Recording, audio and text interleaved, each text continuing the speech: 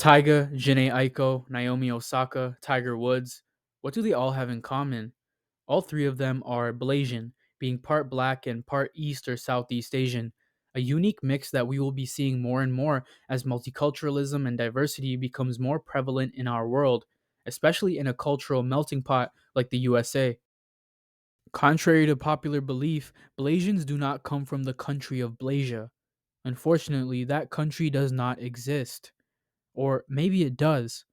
Off the coast of Africa in the Indian Ocean lies the fourth largest island in the world, Madagascar, the island that many of us were introduced to from the DreamWorks movies. It is one of the most unique countries in the world in terms of its population. The native Malagasy are a result of two major cultural expansions, and Madagascar is at the furthest point of both of these expansions, creating a unique mix that you can only find on this island.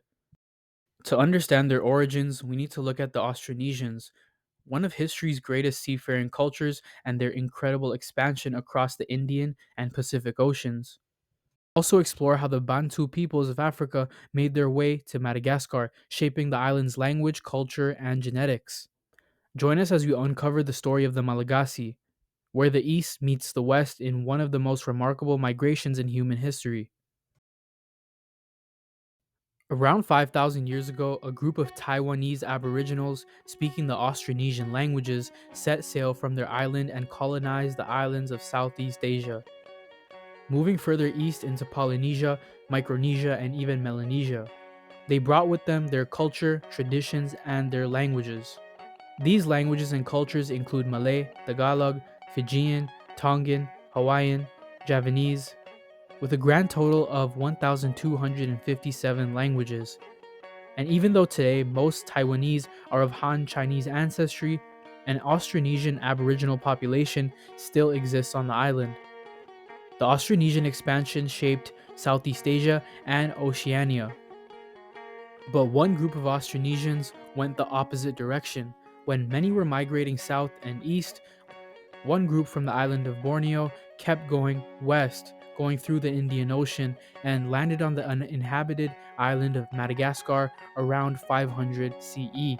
However, there is a possibility that these settlements could have happened as far back as 200 BCE. By the year 600, some of the early settlers had moved inland and begun clearing the forests of the central highlands, where they primarily cultivated taro and likely rice.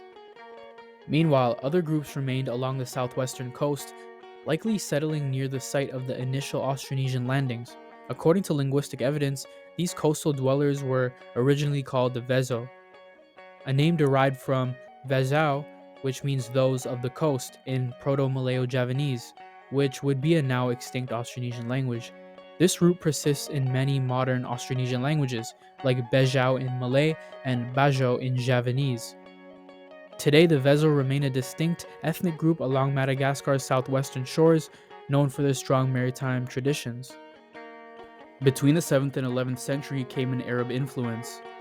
Omani Arabs established trading posts on Madagascar's northwest coast in the 7th century, introducing Islam, the Arabic script, and astrology.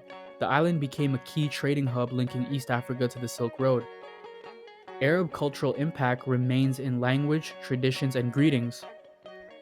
By the 8th century, Malays, Javanese, and Orang Laut, all referred to collectively as Hova, migrated to Madagascar's northwest and east coasts, likely from Indonesian maritime states.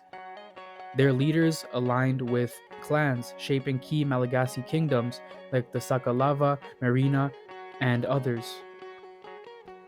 Arab and Persian traders later replaced these newer Austronesian influences, though Javanese sailors were still present in the 16th century. The Bantu are a cultural linguistic group just like the Austronesians. They are descendants of a large scale migration that happened out of the region of what is now considered the country of Cameroon.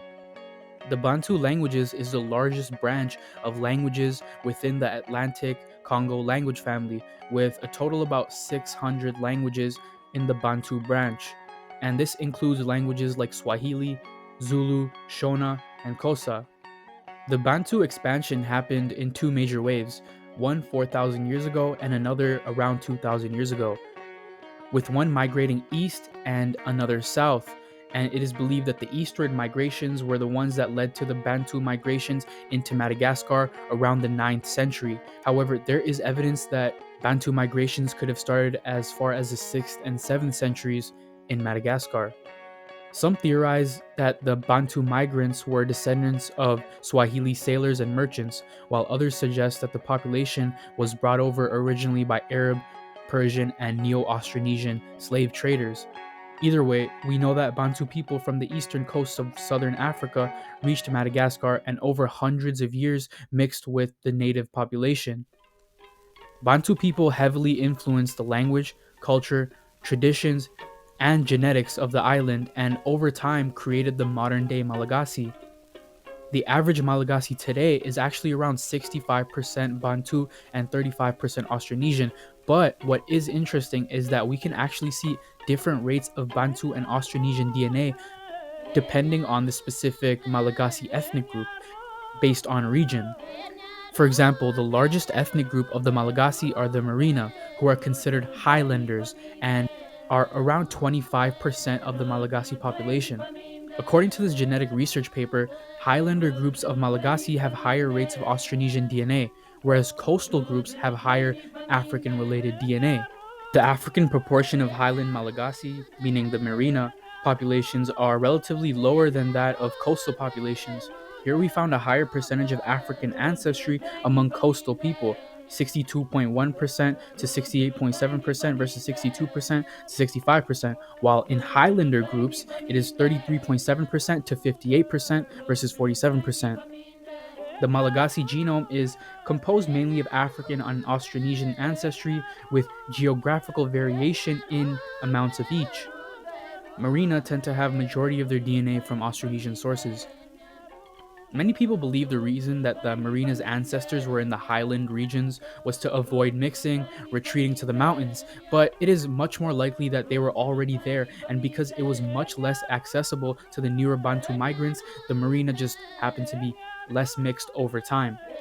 Because of this, we see a phenotypic difference between highlanders like the Merina and coastal groups like the Sakalava or the Mahafali. The average Malagasy, however, has between 50 to 7% Bantu ancestry and the rest being Austronesian, which is pretty much the opposite of the Merina genome. So, what do Tiger Woods, Jhene Aiko, and Naomi Osaka and the Malagasy people have in common? Well, they all represent a blending of worlds, cultures that once seemed oceans apart, now united in a single identity.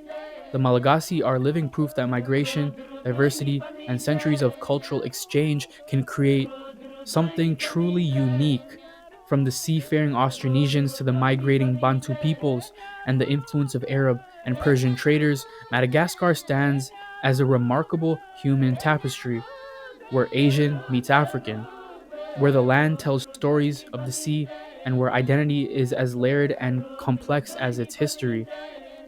As the world grows more interconnected, stories like the Malagasy remind us that being mixed, blended, and multicultural isn't the exception, it's the future.